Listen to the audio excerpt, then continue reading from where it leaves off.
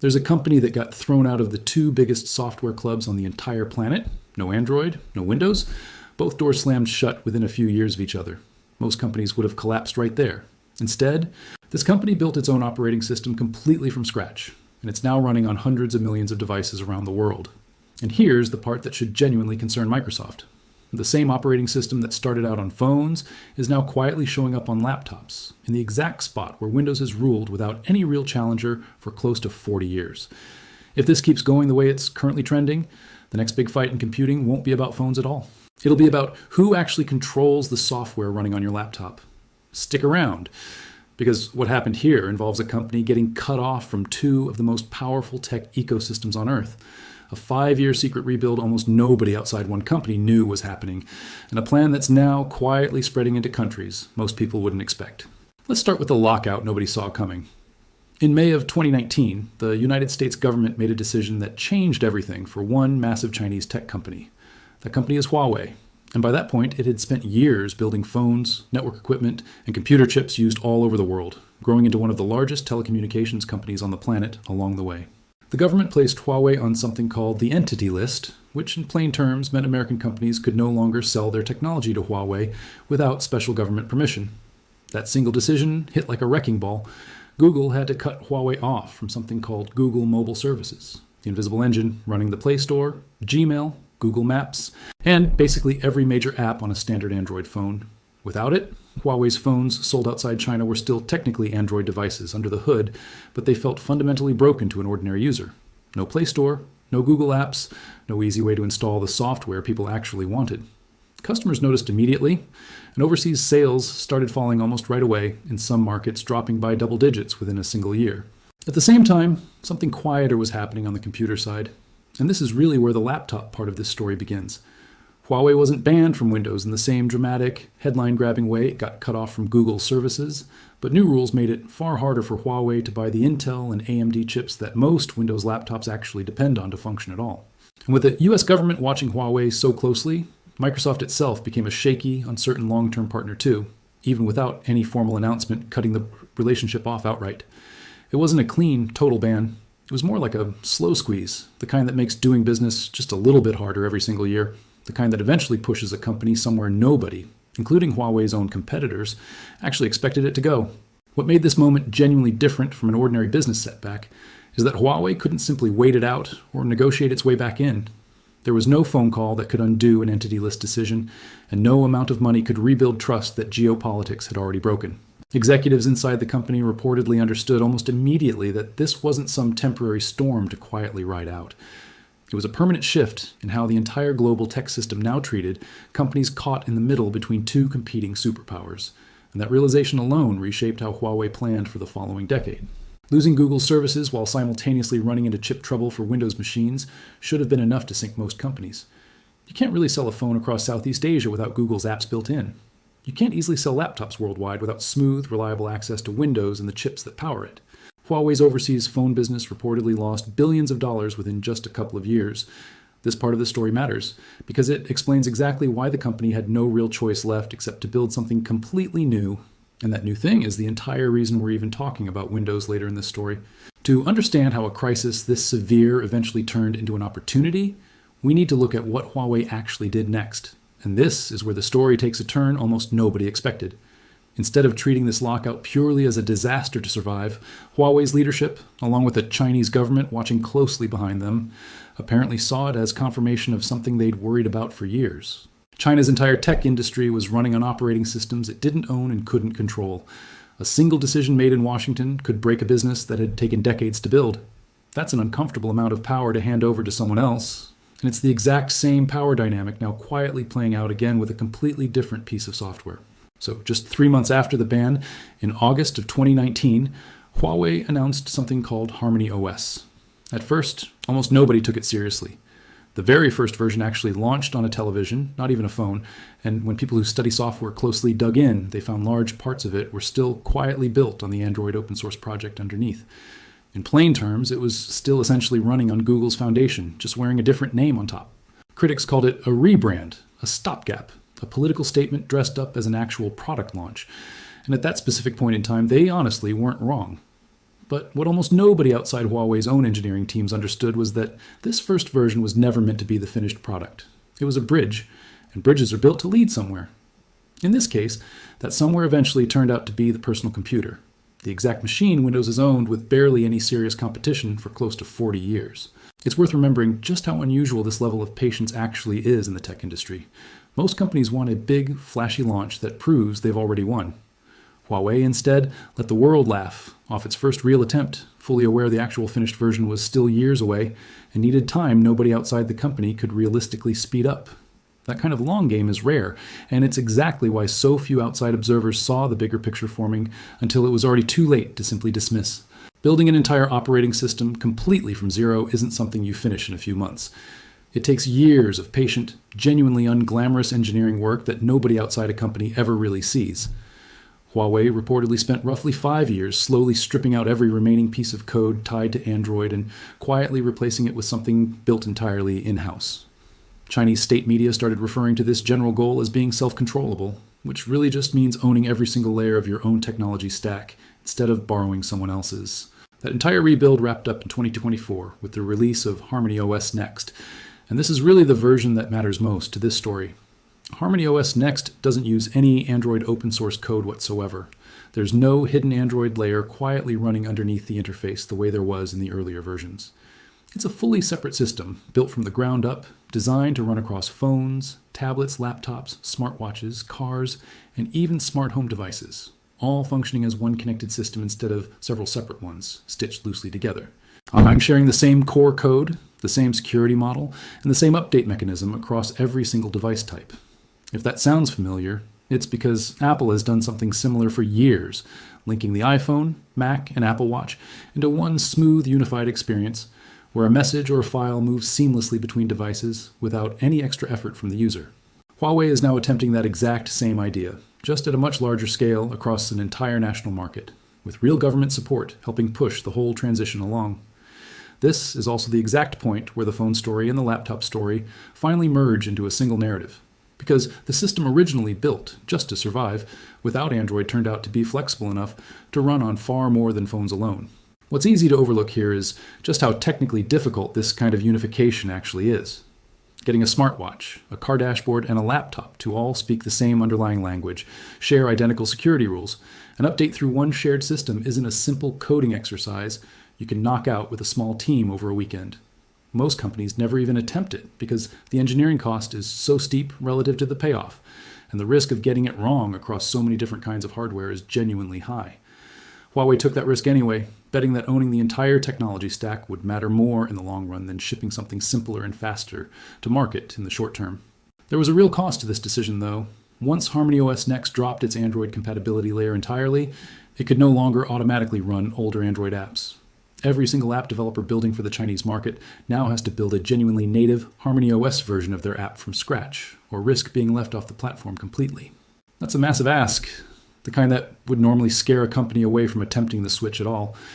Huawei made that trade regardless, because staying dependent on Android forever meant staying permanently exposed to the exact same vulnerability that caused so much pain back in 2019. Owning your platform completely means nobody else can simply take it away from you later. Once phones and tablets were stable on this new foundation, Huawei pointed that same strategy at a machine most people never really stopped to think much about, the personal computer. And this is the point where the story stops being about phones entirely and starts becoming something Microsoft genuinely ought to be paying attention to. Here's a number that should worry Microsoft more than any single headline coming out of Huawei directly. China is the largest personal computer market on the entire planet, with hundreds of millions of machines in active use across offices, schools, and homes. For decades, nearly every single one of those machines has run on Windows, the same way it has almost everywhere else in the world. That kind of dependence becomes genuinely risky the moment tension between two countries turns into actual government policy. And that's precisely what happened here. Windows updates, licensing terms, and long-term support are all ultimately controlled by one company sitting far away in Washington state, a company whose decisions Chinese regulators have no real influence over. For Chinese regulators and large state-linked companies, that's starting to feel a lot like a single point of failure, especially after watching exactly what happened to Huawei's phone business back in 2019. Nobody particularly wants an entire country's computer infrastructure hinging on a decision made somewhere else, by someone else, for reasons entirely outside their own control. This is precisely the anxiety that gave Harmony OS its opening on phones in the first place, and it's now doing the exact same thing on laptops and desktops. It's worth pointing out just how much gets built on top of an operating system once a country spends decades constructing infrastructure around it. Banks, hospitals, schools, and government offices all run software written specifically for Windows, in some cases going back many years to systems nobody has touched since they were first installed. Replacing all of that isn't as simple as installing something new and calling it done. It requires rewriting software. There's also a much simpler, more practical pressure sitting right underneath all this bigger geopolitical drama. Windows 10 support recently wound down, pushing a huge wave of government offices and businesses across China toward a forced upgrade decision. Beijing has reportedly been actively encouraging state offices, banks, and infrastructure operators to treat this upgrade moment as the ideal opportunity to jump toward homegrown alternatives instead of simply renewing their relationship with Microsoft. Timing like that doesn't come around often, and it lines up almost perfectly with everything Huawei has quietly been building over the past 5 years. Put those two pressures together, the political discomfort and the practical upgrade cycle, and you get a moment that feels almost custom designed for exactly what comes next. That next step is where Harmony OS stops being purely a phone story and starts becoming a genuine challenge to the operating system that's run the world's computers for close to 4 decades. Huawei has already started shipping laptops running on Harmony OS, along with a version of the system built specifically for desktop and office environments, complete with office software, file systems, and support for printers and everyday office equipment. That kind of detail sounds boring on the surface, but it's actually the deciding factor in whether a business can realistically switch operating systems without breaking every single workflow it currently depends on. Huawei isn't trying to beat Windows across the entire globe right now, and it might genuinely never attempt that in places like the United States or Europe. The plan is smaller and considerably smarter than that.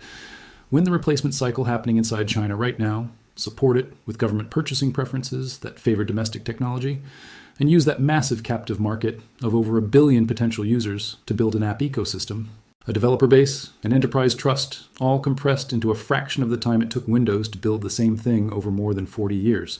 Think about how strange this approach would sound applied to almost any other industry. Imagine trying to build an entirely new car market, complete with repair shops, spare parts, and trained mechanics, all within a handful of years, simply because you no longer wanted to depend on someone else's engine. That's roughly the scale of what Huawei is attempting here, except the product is invisible software instead of something physical you can actually touch, which somehow makes the whole challenge even harder to pull off successfully. This isn't a single dramatic moment, the way Huawei's Mate 60 phone surprised everyone and visibly dented Apple's China sales in a single earnings report. This is a slower kind of siege, office by office, procurement contract by procurement contract, aimed first at loosening Windows' grip on the one market large enough to fund an entirely new software ecosystem on its own. What makes this strategy genuinely effective is that it doesn't need to win everywhere at once. It only needs to win convincingly in one place large enough to sustain itself, and China happens to be exactly that place. Once that foundation is strong enough domestically, the next question becomes obvious.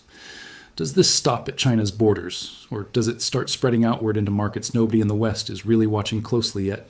Here's the twist that most coverage of this story completely misses.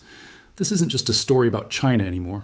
Harmony OS was built to survive without any American software, but Huawei isn't only selling it inside its home market. It's actively pushing Harmony OS-powered devices into Southeast Asia, the Middle East, parts of Africa, and Latin America, regions covering a huge share of the world's total population. These are regions where Huawei's telecom equipment already has a decade-long foothold, built through years of supplying cell towers, network infrastructure, and internet backbone equipment to governments across these areas, and where governments more sensitive about cost are increasingly open to a cheaper alternative that can't simply be shut off by outside pressure. That's the part that should genuinely worry Microsoft and Google more than any single sales figure coming out of China. Every country that already relies on Huawei's network equipment is a country where Huawei devices, and by extension Harmony OS, already have an established, trusted relationship with the local government. This pattern tends to repeat itself across the tech industry more often than people realize. Whoever builds the network usually ends up shaping what runs on top of it, simply because the trust and the working relationships are already firmly in place long before any software conversation even starts. A government that already relies on Huawei to keep its cell towers and internet infrastructure running has far less friction switching its office computers to that same company's software, especially when the price is lower and the terms feel far less risky than depending on a distant foreign supplier that could theoretically cut them off at any point. Software independence sells particularly well to governments that have personally watched what happens when a powerful country decides another company or another country poses too much of a risk to national interests. Huawei isn't just selling an operating system in these regions. It's effectively selling a kind of insurance against ever being cut off, the same way Huawei itself was cut off back in 2019. This is the piece of the puzzle that turns a regional Chinese tech story into something carrying real global weight, because insurance like that tends to spread quickly once one government watches a neighboring country adopt it successfully and avoid the exact kind of disruption Huawei itself went through. And this is where the whole story loops back on itself in a way that feels almost poetic. The very restrictions designed specifically to weaken Huawei ended up becoming the origin story for an entirely separate technology stack. A chip strategy that no longer needs outside foundries, a phone operating system that no longer needs Android, and now a computer operating system that no longer needs Windows. Every added restriction created more urgency rather than less. Every restriction became one more reason for other countries to seriously start hedging against that same kind of dependence themselves down the road, watching Huawei's response closely as a kind of proof of concept for their own future planning. Huawei's Mate 60 phone proved the company could still build advanced hardware even under heavy restrictions, surprising analysts who assumed the chip bans alone would keep Huawei permanently behind. HarmonyOS is proof it can build an entire software layer under those exact same restrictions too. Put those two things together, and this stops looking like a simple comeback story. It starts looking like a genuine blueprint that other countries and other companies are already studying closely, a blueprint for building a technology stack that can't easily be controlled by any single outside power, regardless of how that power chooses to apply pressure. There's something almost inevitable about where this leads. Once one country proves it's genuinely possible to build a fully independent chip supply, a fully independent phone system, and a fully independent computer system, other countries facing similar pressure no longer have to wonder whether it's even possible in the first place. They only have to decide whether they want to follow that same roadmap, which is a considerably smaller and less risky decision than starting entirely from scratch themselves without any working example to study. Apple didn't lose ground in China because its phones suddenly got worse overnight. It lost ground because a competitor treated an enormous threat like a 5-year engineering problem and then actually solved it, one careful step at a time, without any dramatic announcement along the way. Microsoft hasn't lost anything meaningful yet. Windows still runs the overwhelming majority of computers across the entire planet, and that isn't changing this year, or probably even next year, or possibly for several years after that. But the exact same playbook that quietly chipped away at Apple's dominance in one massive market is now running against Windows in that very same market, backed by the same government support and the same patient, multi-year approach that made it work the first time around. It's the kind of shift that's genuinely hard to notice from the outside while it's happening. Since it doesn't show up as one dramatic headline, it shows up gradually in procurement numbers, in office upgrade decisions, in market share reports that most people never bother reading closely. The real question here isn't whether HarmonyOS eventually replaces Windows everywhere across the entire world. It probably won't, at least not anytime soon, and maybe never across Western markets specifically, where the entrenched software, the existing infrastructure, and the general comfort with Windows all remain enormous obstacles. The real question is what happens to the rest of the world's technology decisions now that there's a proven, sanctions-proof alternative sitting right there on the shelf. An option countries increasingly nervous about relying on any single foreign power finally have the freedom to actually choose, instead of simply accepting the status quo. And once an option like that exists and proves itself in even one or two markets, it rarely stays limited to just one country for very long, since every government watching from the sidelines is taking notes on exactly how well it worked. If you made it this far, you now understand something most people scrolling past headlines never really stop to think through carefully. That the fight over your next laptop might already be quietly underway, years before anyone outside a handful of tech journalists and industry analysts even noticed it had started. What do you think? Does HarmonyOS actually have a real shot at spreading beyond China, or does Windows hold onto its grip for good? Drop your take in the comments, subscribe if you want to catch the next deep dive into this story, and turn on notifications so you don't miss it when it drops.